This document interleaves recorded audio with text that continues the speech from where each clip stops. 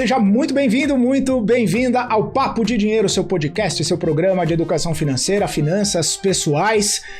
Eu tenho certeza que aí, desse lado, você já pensou em empreender, né?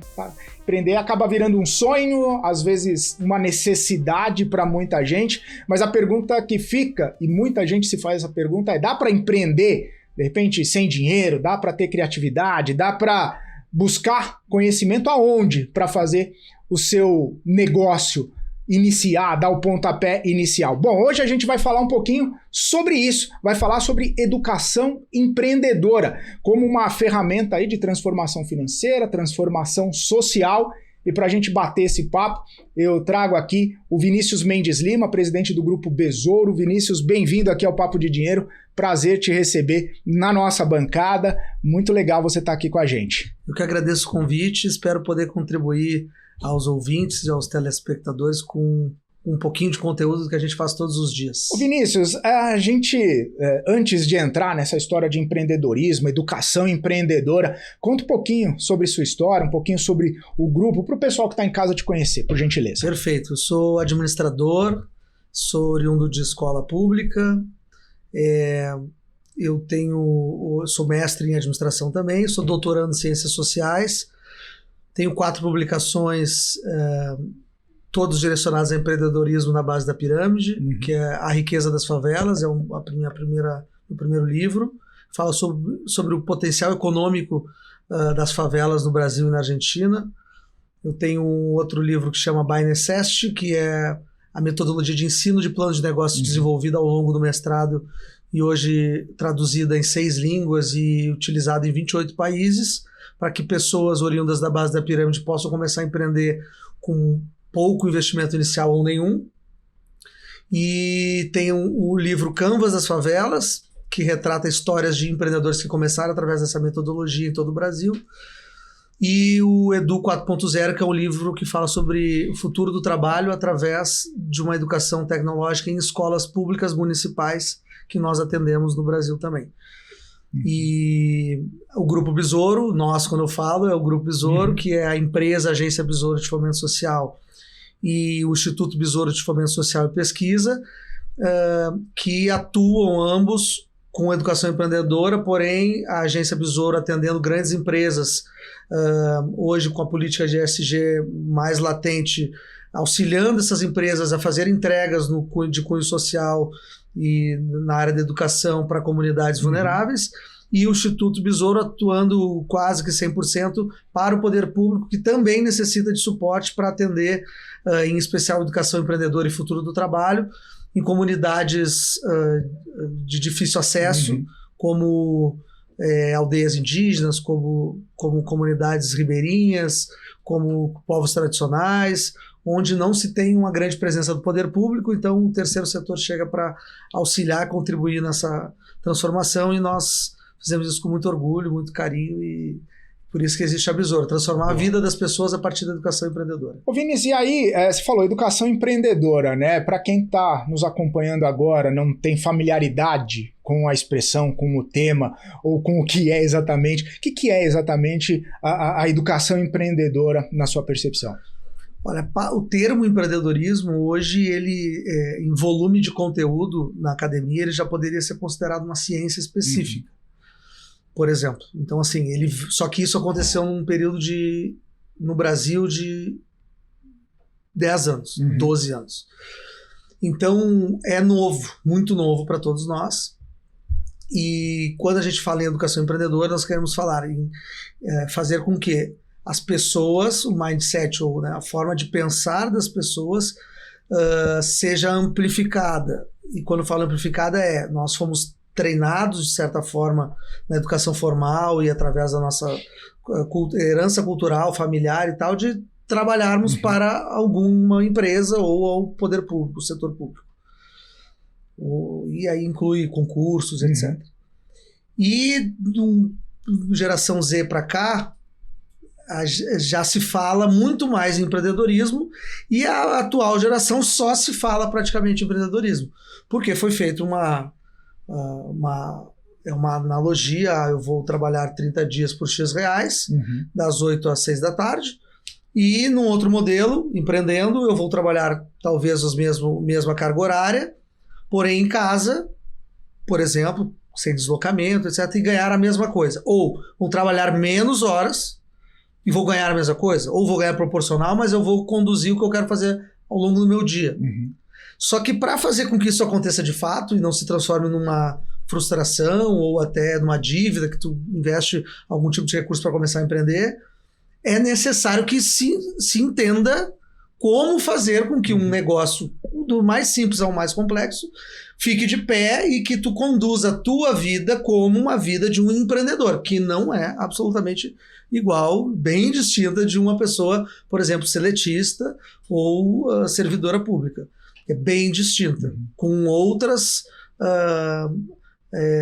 dificuldades, outras intempéries que, num geral, ninguém ouviu falar, porque isso nós não tivemos esse tipo de conhecimento transmitido na educação básica, por exemplo, e nem numa herança cultural, familiar e tal, exceto quem já teve uma família mais empreendedora, e que era um número muito menor do que tem hoje no Brasil. E é até interessante, porque você falou, né? Muita gente quer empreender, mas aí acaba tendo uma visão até meio distorcida, né? Do que é empreender, de como empreender. Nessa sua visão e nesse seu trabalho, né? Quais são os principais mitos aí que você enxerga nessa aspiração, né? De, poxa, vou trocar X horas por X reais, vou empreender X horas pelos mesmos X reais ou proporcionalmente. Quais os principais mitos dessas pessoas que estão aspirando essa troca, né? Ou essa mudança de mentalidade ou mudança de realidade? O primeiro é que vai trabalhar menos. Isso é um mito totalmente infundado, porque vai trabalhar mais. Bem mais. Isso tendo recurso para começar, com muito recurso ou com pouco recurso.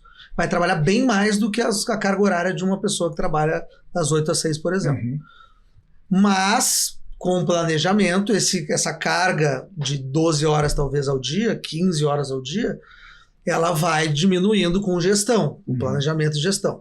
Então, necessariamente, para ela conseguir conduzir essa trajetória empreendedora dela, para que ela possa em algum momento trabalhar talvez 6 horas e receber proporcionalmente como se fosse 18, ela precisa de educação. E essa educação é a que a gente tenta conduzir através do trabalho feito pelo Grupo Besouro, porque não é simples, ninguém conhece, ninguém entende. Se tu pegar um livro qualquer sobre empreendedorismo para traduzir o que nós estamos falando aqui, talvez a gente consiga, ao longo dessa hora de conversa, traduzir um livro de 300 páginas de empreendedorismo, porque tem muito conteúdo denso, burocrático, e que já ficou obsoleto. Em questão de 2 anos, 3 anos, o conteúdo de um livro pode simplesmente não servir para nada nos tempos atuais. Então as pessoas ainda não entendem, não compreendem que o ato de empreender exige qualificação para que ele seja permanente, para que ele dure, para que ele consiga conduzir a vida como ele... eu quero viajar todos os meses sendo empreendedor. Pode, mas não será no teu primeiro mês, a não ser que tu trabalhe com viagem. E olhe lá, porque talvez seja melhor que tu fique sentado atrás do computador fazendo conta, conduzindo fornecedores, negociando, barganhando valores e tal, para poder ter margem para um dia tu poder viajar uma vez por mês, se tu quiseres. Então, é um mito. E o outro mito que eu poderia trazer é de que a gente nasce com um dom. Assim como em tudo na vida, tu pode ter mais facilidade. Toda e qualquer pessoa pode ser empreendedora. Então, uma pessoa que foi a vida inteira servidora pública, por exemplo, até os 50 anos, ela pode, aos 51, resolver abrir uma loja de vestuário, moda, ou o que for, dentro do segmento que ela gosta de atuar, e se tornar uma pessoa empreendedora. Mas ela não tem aptidão, ela não viveu isso nunca. Ela pode se educar. Com educação, com conteúdo e com vontade, é claro, ela pode se tornar uma pessoa com traços empreendedores e, com isso, conduzir um negócio efetivamente e fazer com que esse negócio dê certo. E aí é até o que a gente brinca, né? É sangue, suor e lágrimas, né? Exatamente. E tudo misturado, não é separado, é tudo misturado. Às vezes um pouquinho de um, às vezes um pouquinho do outro. Exatamente. Você falou do mito, ô Vinícius, de com recursos as pessoas, e aí você desenvolveu o seu raciocínio, né? E aqui a gente fala muito de educação financeira, né? E como lidar com o dinheiro, como fazer reserva, como planejar, como colocar dentro de um orçamento. E aí eu queria que você falasse um pouquinho a respeito dessa conexão, né, das duas áreas, de uma educação financeira com uma educação empreendedora. Porque, obviamente, né, vai ser difícil, vão ter intempéries, a gente vai encontrar obstáculos, mas o porquê, né, de repente você ter uma educação financeira num primeiro momento, ou num primeiro passo para ser empreendedor, acaba sendo também importante e até mesmo, se a gente pode falar, determinante para ter um sucesso, para não quebrar o seu negócio no primeiro mês. Como que essas áreas se conectam e a importância disso? Eu diria que não teria como começar nenhum empreendimento sem educação financeira, impossível. Elas não se completam, é como se fosse assim, não tem como tu subir um segundo andar sem ter o primeiro. Ele é financeiro, a primeira coisa. Tá. Porém, as pessoas têm num geral, tem um distanciamento até com a palavra finanças. Tipo assim, falou em finanças, já ninguém está preparado para discutir sobre isso, porque se sente refém dos boletos. Vamos falar assim. E para um negócio, então, bom, assim, não tem como não falar. Então, se tu não souber conduzir minimamente, por exemplo, as contas de casa, a chance do teu negócio dar certo é zero. Zero. Então não adianta tu ser um endividado em casa e querer montar um negócio, tu vai endividar o teu negócio. Certo. A não ser que seja um endividado consciente, assim, olha, estou endividado por este motivo e já está planejado para sair dentro de tanto tempo. Aí você alavanca, aí você faz... Bom, aí tudo tá, ok, daí tá organizado o problema. Teve pandemia, Sim. Aí tive que retirar esse recurso da poupança ou não sei da onde, tá bom, e aí surgiu a dívida. Ok, tá planejado. Outra coisa é tu vive assim, pagando cartão de crédito atrasado, por exemplo. Bom, aí, então primeiro tu tem que organizar finanças pessoais para depois trazer essa experiência para o teu negócio. E eu vou complementar com um terceiro mito, que é de que necessariamente precisa ter dinheiro para abrir, para começar um empreendimento.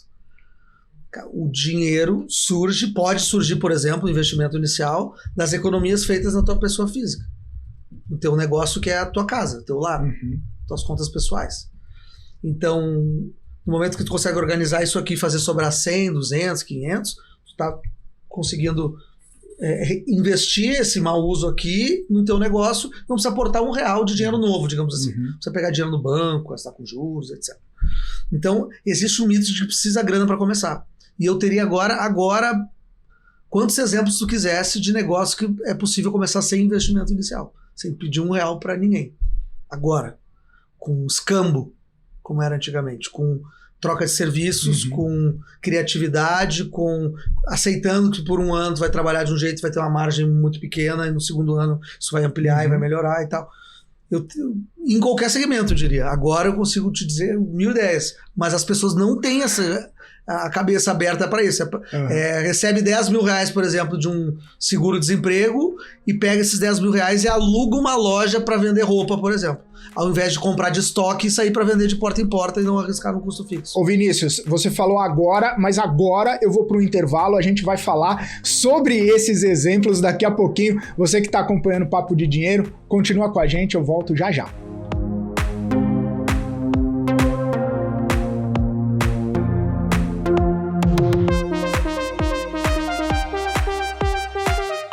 Muito bem, estamos de volta aqui no Papo de Dinheiro, hoje conversando com Vinícius Mendes Lima, presidente do Grupo Besouro, e antes do intervalo você falava, agora eu posso te dar diversos exemplos, diversos segmentos de como começar com pouco dinheiro ou sem nenhum dinheiro, ou apenas com a criatividade. Eu estava me lembrando, Vinícius, que recentemente você falou até dessa questão do empreendedorismo, né, e ganhar mais corpo, ganhar mais forma recentemente. Eu me lembro que basta você acessar as redes redes sociais. Você vê uma série de vídeos de pessoas, olha, eu vou pegar aqui 50 centavos, R$1, vou comprar uma paçoca, vou comprar um maço de couve, vou não sei o quê. E aí os caras fazem todo um movimento, né? As redes sociais também estão popularizando e trazendo a visibilidade para um empreendedorismo que talvez não seja esse tradicional de alugar uma loja e fazer isso, fazer aquilo. E aí eu queria que você abrangesse um pouco desse segmento, né? Seja por conta das redes sociais e seja até mesmo esses exemplos que você está dando. Tá conectado uma coisa com a outra? Eu me lembrei bem de algumas coisas que eu tenho visto por aí. Não, pensou correto. Dá para conectar os exemplos que tu trouxe aos que eu tenho aqui em mente, mas eu tenho exemplos de um aluno que tinha um problema numa máquina de lavar roupa da sua casa. Ele colocou na internet como arrumar essa máquina de lavar roupa. E um vizinho, dias depois, teve um problema, ele foi lá e ajudou esse vizinho. E desse vizinho que indicou para outro vizinho, ele começou a cobrar esse serviço. Hoje ele tem uma empresa de arrumar máquina de lavar roupa. Quanto custou para ele fazer isso? A internet que ele... A internet para ele aprender como faz a primeira vez, o tempo dele e a boa vontade, a proatividade de correr atrás de novos clientes, construir a marca do negócio, tá? Mas isso foi depois, ele começou sem R$0. Aí tem um caso de um reciclador que vendia material basicamente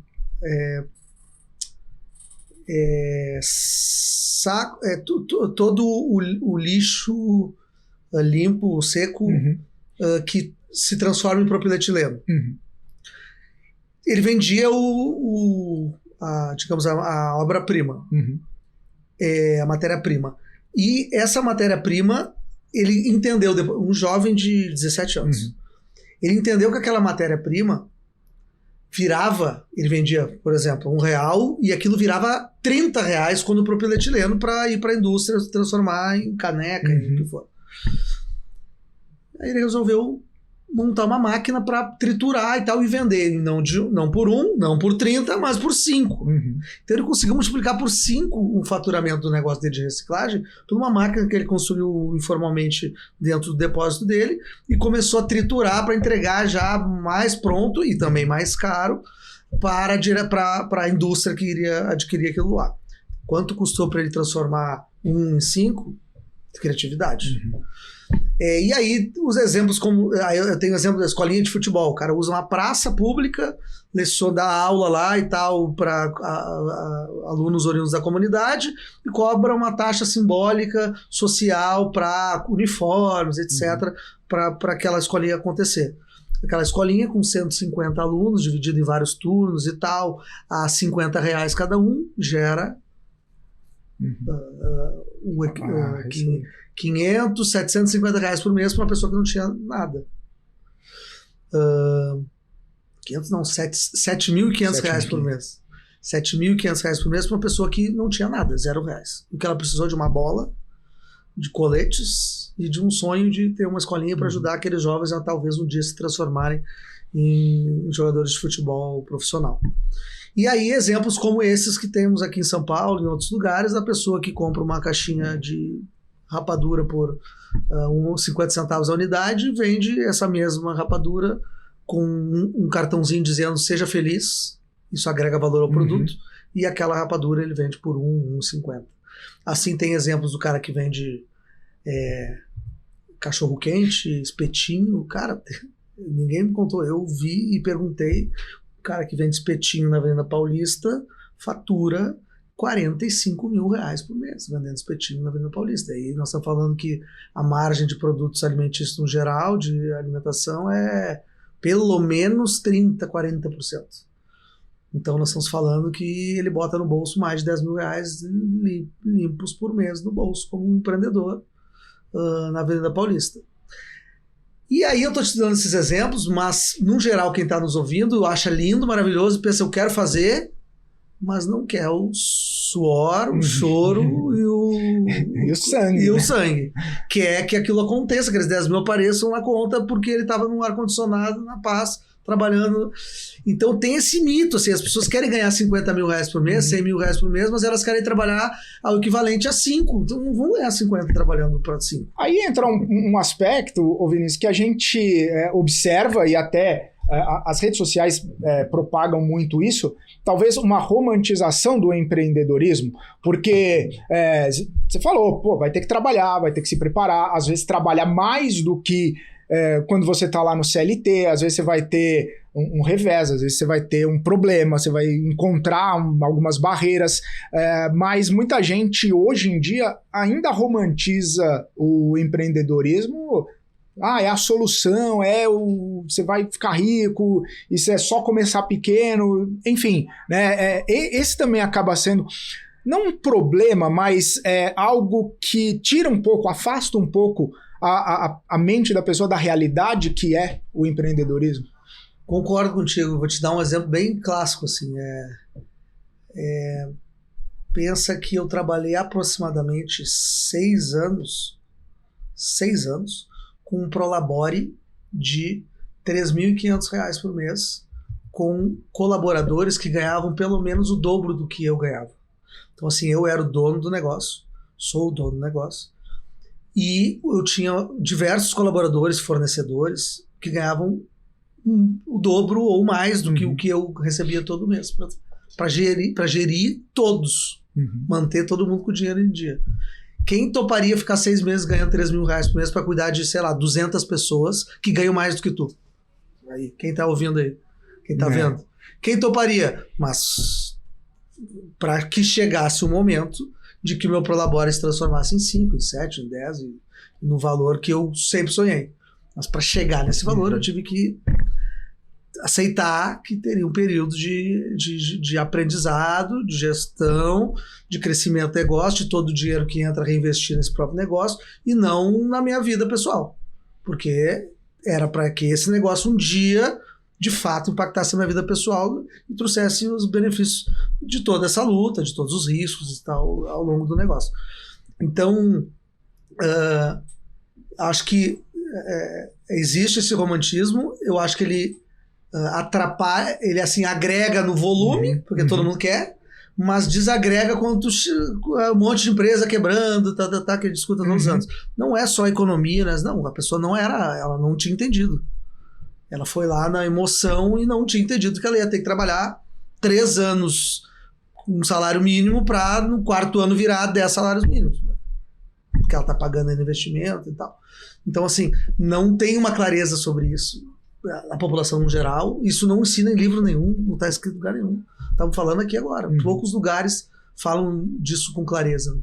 O negócio é não romantizar, mas também não bloquear a ação, não tirar o ímpeto empreendedor das pessoas. Porque a gente até fala aqui, você deu um exemplo legal de longo prazo, né? Você é de investimento mesmo, você investe agora uma parte do seu recurso para ter mais lá na frente, né? Você abre mão de algo que você tem aqui agora para ter mais lá na frente, é o longo prazo. E assim como qualquer carreira, também não é para todo mundo. Não é todo mundo que... Você falou, todo mundo tem a possibilidade de ter essa mente empreendedora. Lá no primeiro bloco, você falou que o cara com 50 anos de concurso público pode ter uma mente empreendedora, uma atitude empreendedora. Mas talvez não seja para todo mundo e a pessoa acaba percebendo isso da pior maneira possível, fechando o negócio, colocando seu dinheiro. E aí é perfil, não é uma questão de não poder. Não, eu não quero. Só que elas não entendem. O não quero é depois que aconteceu. Então, assim, não, eu não quero ficar 3 anos dessa loucura para ganhar um salário mínimo. Pois mas conta, se fizesse, né? Se tivesse feito um plano de negócio, ela ia enxergar isso, ia ficar bem claro.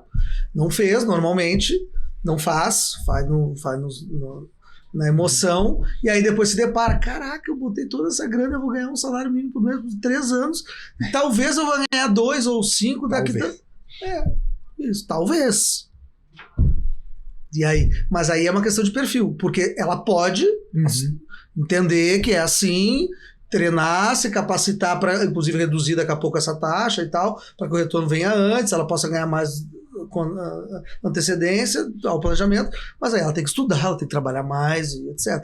E aí, às vezes, as pessoas não querem trabalhar mais, as pessoas não querem estudar mais. Bom, Eu estudo desde que eu entrei na primeira série do colégio. E continua, né? Não parei. E vai embora. E aí, nessa de sem romantizar, né? Mas também sem bloquear a ação ou sem matar o sonho, né, das pessoas. Se a gente for pensar um primeiro passo ideal, né, para quem pensa em empreender, para quem pensa em ter uma atitude empreendedora, o que você destacaria? Eu acho que ter contato. Acho que tem bastante conteúdo nas redes sociais de empreendedores.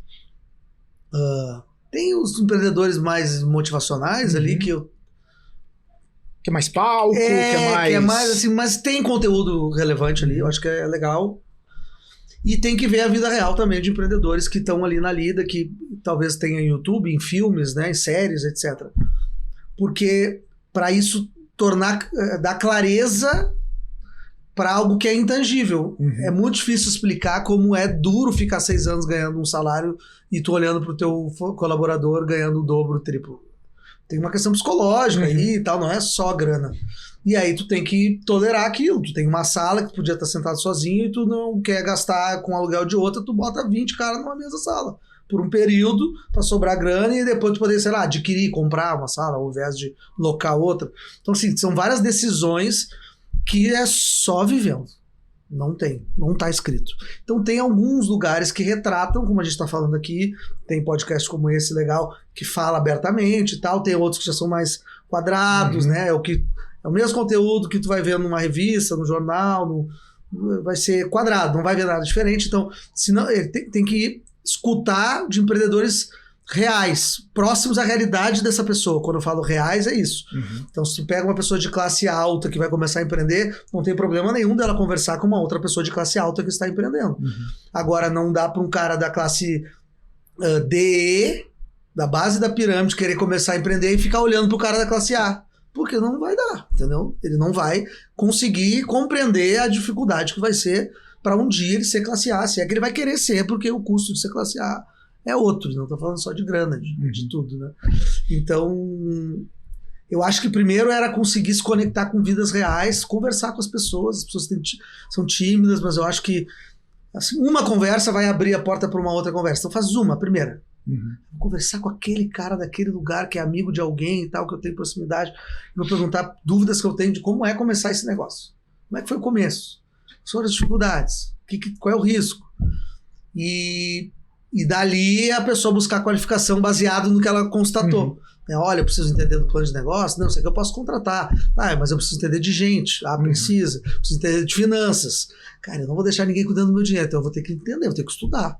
Eu não posso simplesmente cuidar como eu cuido da minha casa, que é um orçamento de 10 mil e aqui vai ser 100 mil. Então, essa análise, eu tô falando aqui porque para mim é o meu dia a dia, mas eu falo com tranquilidade, mas as pessoas, no geral, elas não conseguem chegar nesse raciocínio por anos, às vezes. E aí aprende na marra. Da pior maneira. Ou perdendo. Apanhando. Vinícius, vou para mais um intervalo, daqui a pouquinho a gente continua o nosso papo aqui. Você fica com a gente, o intervalo é rapidinho, já a gente está de volta.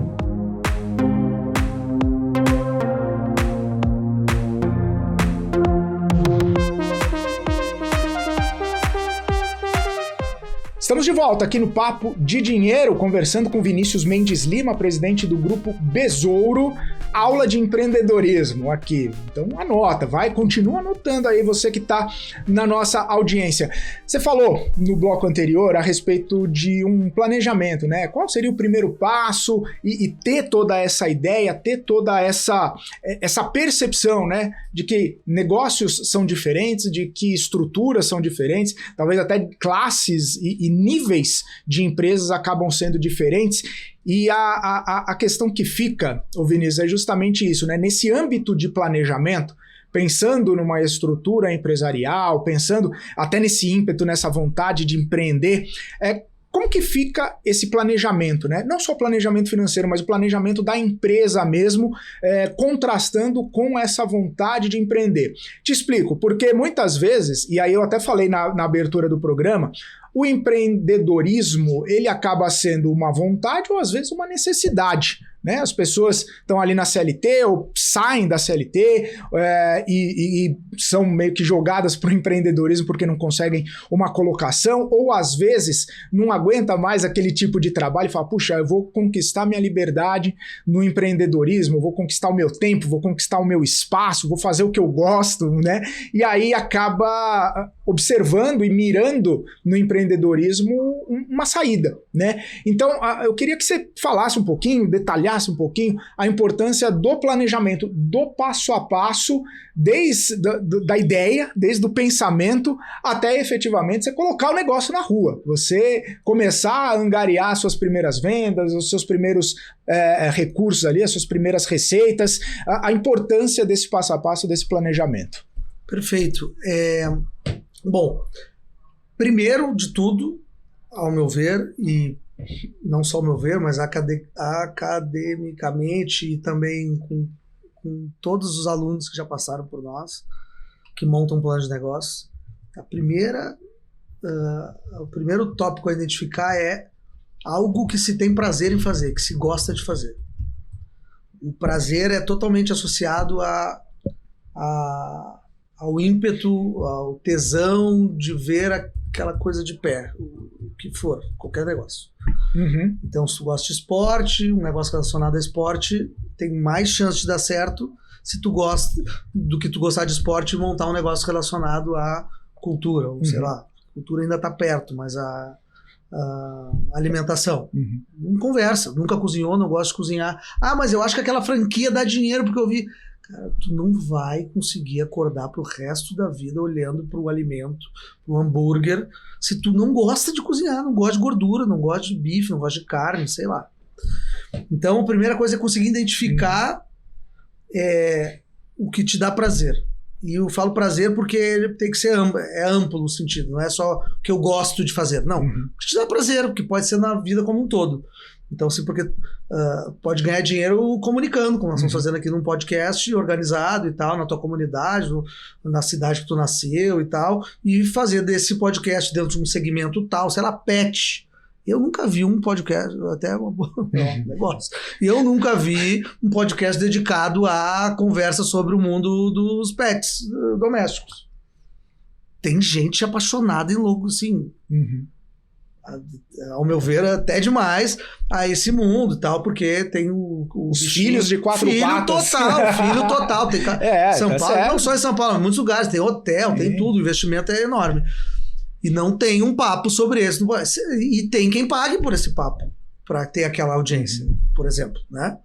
Então, aí é um nicho que alguém que gosta de pet e tal, sei lá, desse mundo, vai criar um produto e tal. Bom, então primeiro o prazer. Depois vem o perfil daquela pessoa que está montando o negócio. Se identificar. Eu sou um perfil extrovertido, que consegue ir pra rua e falar sobre esse produto que vai vender, o podcast dos cachorros, por exemplo, do mundo animal. Ou eu sou o perfil que vai planejar, que vai comprar os materiais, que vai pensar num roteiro, que vai montar o projeto para vender para patrocinadores, não sei o quê. Ah, eu sou esse. Então, mas tu vai ter que vender. Você precisa do outro. Alguém vai ter que te ajudar aqui.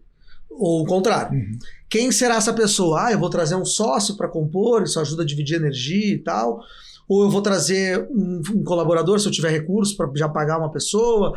Ou eu vou contratar uma empresa terceira que faça aquele serviço para mim. Bom, esse é um segundo problema. O primeiro é tu saber quem que tu é nesse negócio. Tu não são raros, não raros, mas são poucas pessoas que reúnem os dois perfis e que tem toda essa energia para se dedicar a tudo de um negócio que tem um planejamento de futuro de crescimento, não um negócio que vai terminar daqui 6 meses, né? Porque assim, se tu vai vender cerveja na frente de um estádio, não precisa de todo esse planejamento, nem de 2 perfis. É tu que vai comprar e é tu que vai vender e tu vai ter que se virar com o planejamento e com a execução. Beleza? Ah, não, eu vou ter um depósito de bebidas. É importante que tenha alguém que compre bem, que pague bem, que faça a gestão daquele espaço, e outro que vá, por exemplo, publicizar e comunicar que a distribuidora de bebida existe para que comprem da distribuidora. Beleza. Então, perfil. Depois de perfil, tu vem para ideias, possíveis ideias de negócios relacionadas a algo que tu gosta de fazer, tem prazer. Então, ramo da alimentação, eu gosto de cozinhar. Tá, mas que ideias eu posso ter de negócio que conversa com a minha realidade baseado no que eu gosto de fazer?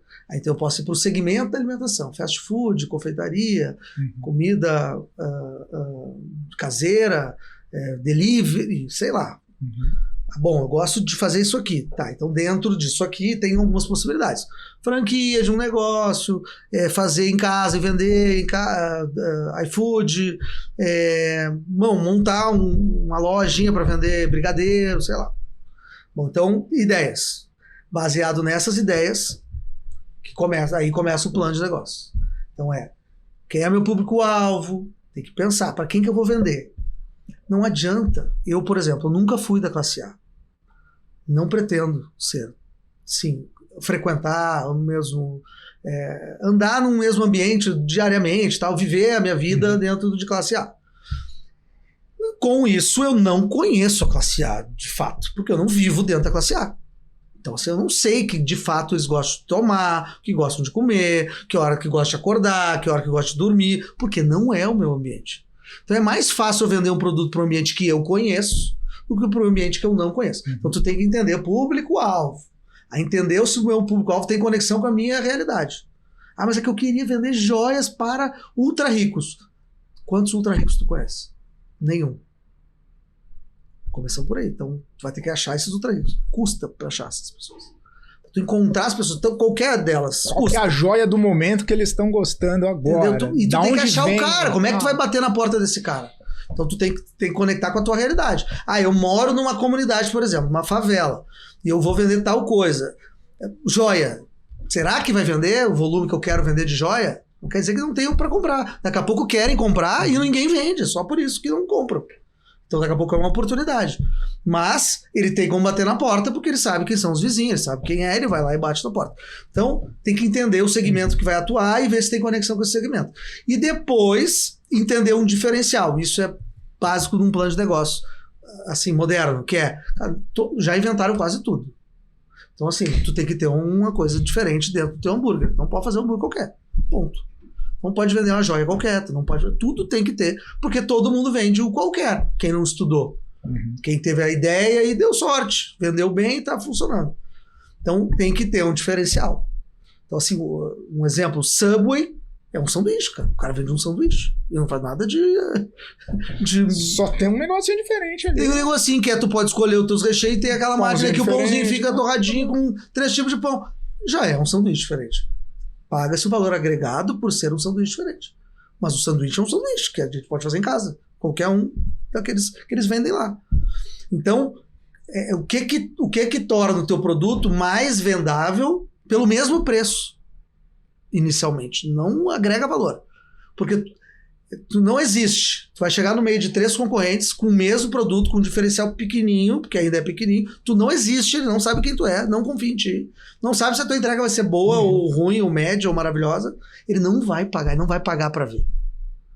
Ele vai pagar o que o mercado paga. Eu cobro R$10 tal item, eu vou pagar R$10. Talvez 11, 10, 50, eu não vou pagar 20. Depois tu agregar valor à tua marca, teu produto, o mercado compreender que tu é diferente, aí tu agrega valor e começa a cobrar mais. Então, mas as pessoas às vezes se acham a rainha sei tudo disso aqui, por isso que eu vou vender por 30. Mas tu acha que tu sabe, a população não sabe. E aí pra tu comunicar isso custa. E aí eles ainda vão ter que testar. Então vão ter que arriscar. Não vão arriscar. Isso é do ser humano. Então, e dali tu vai para pesquisa de mercado, depois tu vai para vendas, comunicação online e offline, pessoas, dentro de vendas projeta vendas, tu lembra sempre de sazonalidade, tu lembra da própria economia, ambiente interno e externo, dependendo do teu tipo de negócio, e tu vai finaliza com finanças. Por quê? Porque agora tu tem números de investimento inicial, tem números de projeção de vendas, possível faturamento, e tu tem um custo fixo já estimado que tu fez ao longo desse trajeto. Aí tu tem com esses 3 números, tu sabe se esse negócio é um bom negócio ou não é. Eu montei inúmeros planos de negócio no Excel que não só ficaram ali no Excel. O papel aceita tudo, né? Porque eu fazia conta. Nunca vou esquecer. Eu queria vender chopp na beira da praia. Sei lá, eu tinha 18 anos. E eu, cara, se botar um monte de carrinho de chopp na beira da praia, quem é que não vai querer comprar um chopp geladinho? Beleza, quanto eu vou ter que vender o chopp? Daí fui lá por média de mercado e tal. Não posso ser muito mais, o que eu tava falando aqui, nem muito menos. Aí no final, assim, eu botava, sei lá, 10, 20 carrinhos. Terminava o verão, eu ganhava, sei lá, 5 mil reais. Fazendo a operação. Enche o carrinho, gelo, lugar para guardar o carrinho, as pessoas para vender, maquininha, né. Falei, não vou trabalhar tudo isso para talvez ganhar 5 mil reais. Pega um fim de semana depois de uma temporada. Entendeu? Exatamente. Então, assim, mas foi muito mais barato eu ficar 2, 3 semanas quebrando a cabeça com isso, cotando e tal, do que eu perder, correr o risco de perder o dinheiro ou 3 meses da minha vida. Era isso que eu ia perguntar. Essa estrutura, né? A fase pensante, não executante. Claro que é executante, mas no pensamento. Mas quanto tempo, mais ou menos, assim? 3 meses? 2 meses? Um mês? Não, bem... depende do tamanho de estrutura do negócio. Mas, você assim, dá um pontapé, né? Cara... Pra partir pra ação, que o pessoal gosta de mão na massa. Uma semana. Uma semaninha. Uma semana, qualquer negócio tu consegue compreender se ele é um bom negócio ou não. Aí tu ir para as outras etapas. Então, assim, qualquer negócio. Tô falando assim, vamos montar uma construtora, um negócio grande, com investimento pesado e tal. Em uma semana tu consegue interpretar com essa estrutura de plano de negócio se é um negócio viável ou não. E uma banca de cachorro-quente é a mesma coisa. Ô, Vinícius... Porque o negócio, só para eu complementar, claro. Porque o negócio são todos... O negócio de vender caneca ou de vender apartamento é um negócio igual, eles têm os mesmos setores. Tem pessoas, finanças, contabilidade, jurídicos, são os mesmos setores. Pega o DRE igual, né? É igual, o balanço é igual, o DRE é igual, só com mais 0 na ponta ou menos 0. Então o negócio é o mesmo. A diferença é na profundidade que se dá para cada setor. Então tu vai ter uma linha só ou tu vai ter 10 linhas, 30 linhas embaixo. Então a compreensão de um bom negócio ou não, o tempo para compreender é muito parecido. Agora, estruturar as linhas depois, bom, aí um é mais rápido. Aí outro não. A complexidade também é diferente. Eu vou para mais um intervalo, daqui a pouco a gente volta para o nosso último bloco do Papo de Dinheiro. Continua com a gente, é rapidinho.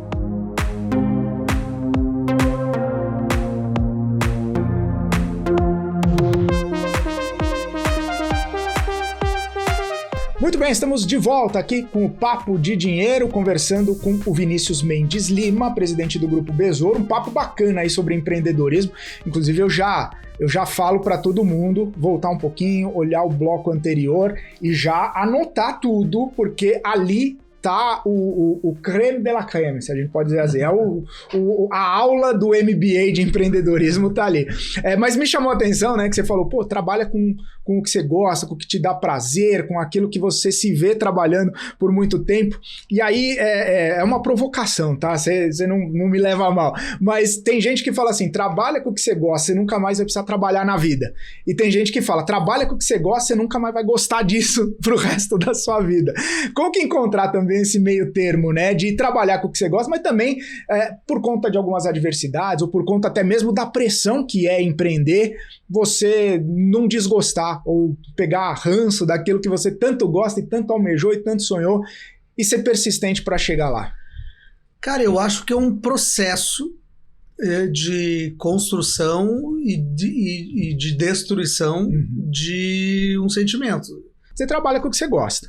Cara, quem tem filho... E nunca desgostou daquilo. Quem tem filho... Não, um exemplo mais prático que todo mundo pega. Todo mundo vai pegar. Quem tem filho e passou, em especial a mãe, sempre é que mais se ferra, que passou por o filho que não dorme direito e tu fica anos sem dormir direito e que tu tá morta e o filho dá um sorriso e tu fala assim, e acaba todo aquele sentimento de cansaço. É a mesma coisa quando nós estamos falando de algo que a gente está fazendo por prazer. Então, assim, por mais que tu tenha um desgaste, e que é natural em qualquer situação da vida, tá fazendo a mesma coisa por 10 anos, 20, 30, é impossível que tu tenha o mesmo vontade, o mesmo ímpeto de fazer aquilo ali funcionar como tu tinha no primeiro dia, porque era tudo novo. Mas aí é uma esfera de tempo planejada. Então, assim, se tu tem um bom planejamento, voltamos para o anterior, nunca vou esquecer, eu tive uma produtora de eventos, de formatura. Eu comecei querendo ser a maior produtora de formaturas da zona sul da minha cidade, de Porto Alegre. Quando eu tomei esse espaço, o planejamento, agora refaz, já chegamos. Ser a maior produtora de formaturas da cidade. Então, que basicamente engloba a Zona Sul e Zona Norte.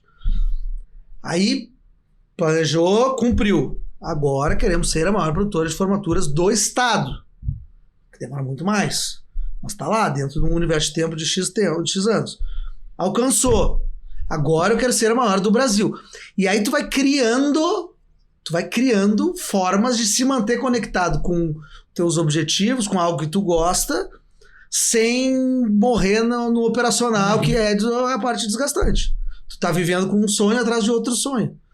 Então, é isso que me faz seguir com o meu negócio, e eu acho que os grandes empresários que têm negócios que passa de geração em geração, tá? Porque não é a mesma coisa sempre. Existe uma ferramenta de planejamento estratégico, aonde inclusive eles dividem. Eu conheço famílias que são nossos clientes, inclusive os empresários que a família que conduz, que é cada um responsável pelo pedaço do planejamento, e eles mesmos se integram e se respondem todo ano, reconstruindo esse planejamento e criando novos gatilhos que façam eles não pararem de pensar naquele negócio.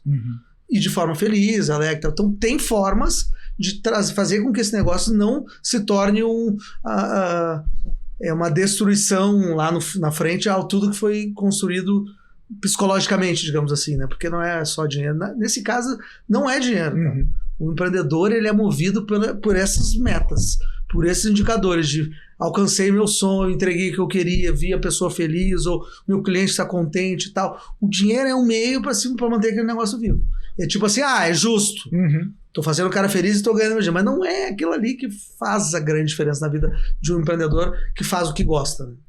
Ô Vinícius, até é interessante você tocar nisso, né? Porque dá para perceber também que existe essa visão do empreendedorismo também como uma ferramenta, né, de autonomia, de impacto social, de emancipação das pessoas. E você falou, talvez não seja nem o dinheiro, né? Mas estruturar o negócio ou até mesmo tocar o negócio com essa vontade, com essa percepção de impacto social, de transformar vidas, de deixar as outras pessoas mais felizes.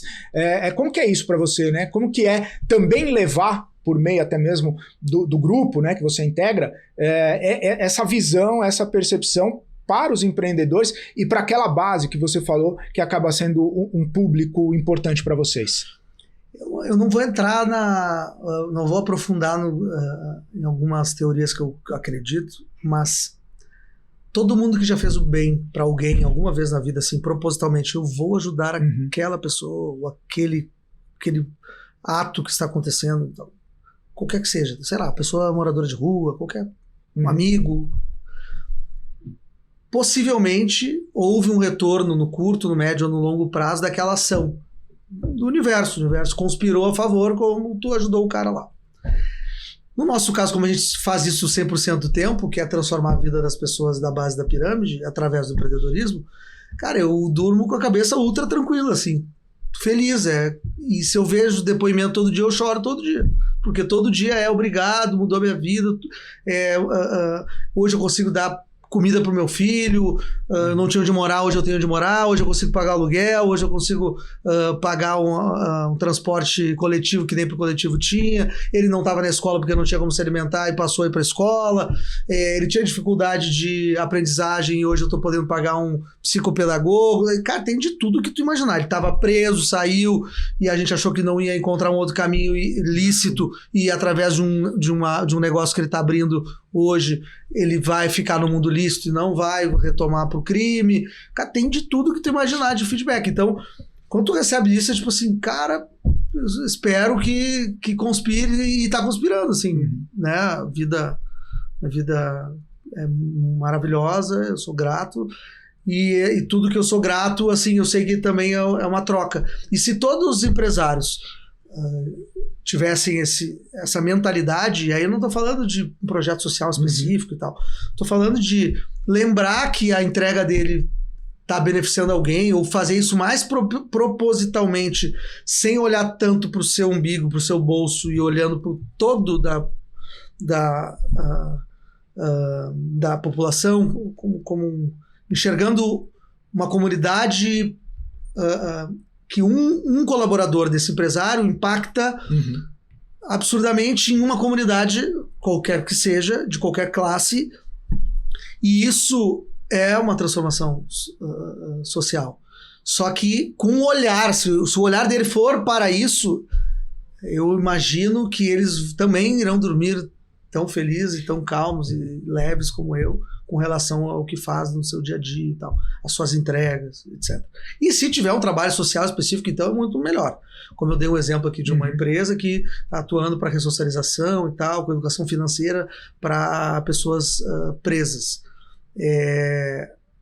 O cara acredita que isso pode impactar e ele deve estar super feliz que esse projeto está acontecendo, e as pessoas estão recebendo o projeto, estão felizes que estão recebendo o projeto, e eu estou feliz que eu estou executando o projeto, só está todo mundo feliz. Não tem como isso ser ruim, isso impactar negativamente ou não impactar na vida dessas pessoas. Está todo mundo fazendo bem, está todo mundo querendo resolver, ajudar. E aí, para a gente encerrar, indo para a reta final, nesse minutinho que ainda resta, deixa uma mensagem aí para quem está assistindo a gente, pensa em empreender e talvez até tenha achado passos demais, né? Todo o terceiro bloco onde você detalhou, fala assim, puxa, tá com uma mente de medo, tá com uma mente talvez de escassez, talvez de dúvida. Que mensagem final você deixaria para essa pessoa? Eu diria o seguinte, independente da ideia, e eu faço isso até hoje. Assim, quando eu tenho uma ideia mirabolante, eu tenho muitas, eu ligo ou vou, visito, eu tiro um turno. Um turno tu consegue ter uma noção. E busco possíveis compradores para essa ideia, para ouvi-los. Cara, tive essa ideia, o que tu acha? Pagaria por isso? Quanto pagaria? E a partir daí eu consigo... Aí acelero ou não o meu processo de criação do plano de negócio ou a desmembrar a ideia. Então, assim, se puderem, antes de ficar pessimistas ou otimistas demais, conversa com o mercado. E quem é o mercado? Quem está no teu entorno, não precisa ir muito longe. Porque raramente, alguém vai pensar em uma ideia de negócio que não está no seu círculo. Então, assim, eu não jogo tênis. Possivelmente eu nunca vou ter uma ideia de negócio relacionada a tênis. Ou não joga futebol. Então, se eu gosto de futebol, então... Se eu tiver uma ideia relacionada ao futebol, eu tenho agora para quem perguntar qualquer coisa. Porque eu jogo futebol, eu conheço pessoas que gostam de futebol, que jogam futebol, que frequentam estádios de futebol. É simples eu ter acesso a esse mercado. Isso vai acontecer com qualquer pessoa. Então, se a pessoa toma chá, é fã de chá, ela deve conhecer mais 10 pessoas que são fãs de chá, ou de café, ou de cerveja, ou de vinho, porque a gente cria ciclos e círculos relacionados aos nossos gostos e tal. Então, a primeira coisa que eu falaria é isso, e dali tu desmistifica, tu pesquisa na internet, onde for, procura Besouro ou quem quiser, para o auxílio técnico, né, de como colocar isso no papel, se for o caso. Mas não é um mistério, não é uma coisa de outro mundo. Sentar mesmo, assim, dar uma estudada, qualquer um consegue montar um plano de negócio. Boa. Vinícius, obrigado, viu? Prazer recebê-lo aqui. Foi aula demais. Espero que a audiência tenha gostado também. A gente agradece do Grupo Besouro e eu, pessoalmente, em poder participar e dar insights aí, botar a galera para pensar em como começar a empreender de forma rápida e que gere um retorno imediato para o bolso de cada um aí, porque já que é papo de dinheiro, botar dinheiro no bolso da galera. É isso, e o dinheiro para circular. Valeu, falei aqui com Vinícius Mendes Lima, presidente do Grupo Besouro, aqui com a gente, falando um pouquinho de educação empreendedora. Muito legal o papo de hoje e, claro, já te convidando para continuar aqui com a gente. Semana que vem tem mais Papo de Dinheiro, eu volto na próxima semana com muito mais ideias, muito mais papo de dinheiro. Forte abraço, ótima semana. Tchau, tchau.